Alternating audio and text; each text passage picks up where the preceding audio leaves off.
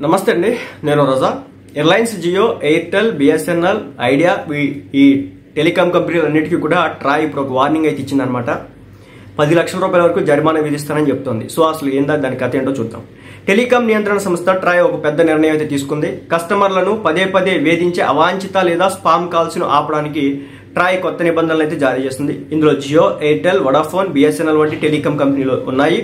ఈ కంపెనీలు చేసిన కొన్ని తప్పులకు గాను 10 లక్షల వరకు జరిమానా చెల్లించాల్సి ఉంటుంది. సో ఇలాంటి స్పామ్, అవాంఛిత కాల్స్ ఆపడానికి టెలికాం కంపెనీలు కఠినమైన చర్యలు తీసుకోవాల్సి ఉంటుందని ట్రాయ్ కొత్త నిబంధనలో స్పష్టం చేయడం అయితే జరిగింది. మనందరికీ తెలిసిందే, మీరు గమనిస్తే కనుక ఒక 2 సంవత్సరాల ముందు వరకు కూడా విపరీతంగా కాల్స్ వచ్చాయన్నమాట. రోజుకు 10-15 సార్లు కూడా రకరకాల నెట్వర్క్స్ నుంచో లేకపోతే బ్యాంకులని, దాదాని, ఇదని స్పామ్ కాల్స్ ఇష్టం వచ్చింది పంపించేవాళ్ళు. సో వాటన్నిటిని కూడా కంట్రోల్ చేస్తున్న పరిస్థితి. కొత్త నిబంధనల ప్రకారం ఏ నెంబర్కు ఎన్ని స్పామ్ కాల్స్ వచ్చాయో ఖచ్చితంగా వెల్లడించాలని చెప్పేసి టెలికాం కంపెనీలకు telecom regulatory authority of India Troy ఆదేశించింది. ఇది మాత్రమే కాదు, కంపెనీలు ఇలా చేయకపోతే వారు 2 లక్షల నుంచి 10 లక్షల వరకు జరిమానా కూడా చెల్లించాల్సి ఉంటుందని చెప్పేసి చెప్తోంది. అసాధారణంగా అధిక సంఖ్యలో కాల్స్, తక్కువ వ్యవధిలో calls, incoming, out going calls నిష్పత్తి వంటి పరిమితులు ఆధారంగా కాల్, ఎస్ఎంఎస్ నమూనాలను విశ్లేషించాలని ట్రాయ్ అన్ని టెలికాం కంపెనీలకు ఆదేశించింది. దీని ఆధారంగా స్పామ్ కాల్స్ జాబితాను అందించమని వారిని ట్రాయ్ కోరింది. Telecom commercial communication consumer priority rules ను సవరించడం ద్వారా టెలికాం కంపెనీలపై జరిమానాలు విధించే నిబంధనలు రూపొందించారు.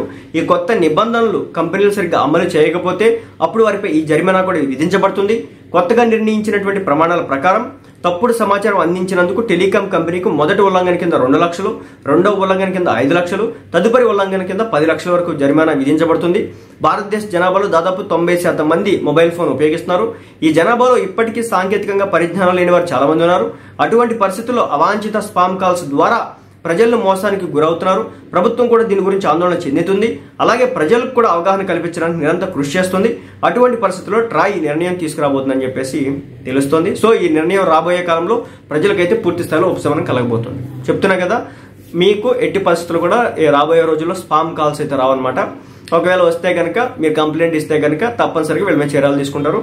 2 లక్షలు, 5 లక్షలు, 10 లక్షల వరకు ఈ రిలయన్స్ కావచ్చు, ఎయిర్టెల్ కావచ్చు, అదేవిధంగా బిఎస్ఎన్ఎల్ కావచ్చు, ఐడియా కావచ్చు, వడాఫోన్ కావచ్చు, ఈ నెట్వర్క్ల మీద జరిమానా విధించడానికి అయితే అవకాశం అయితే ఉందట.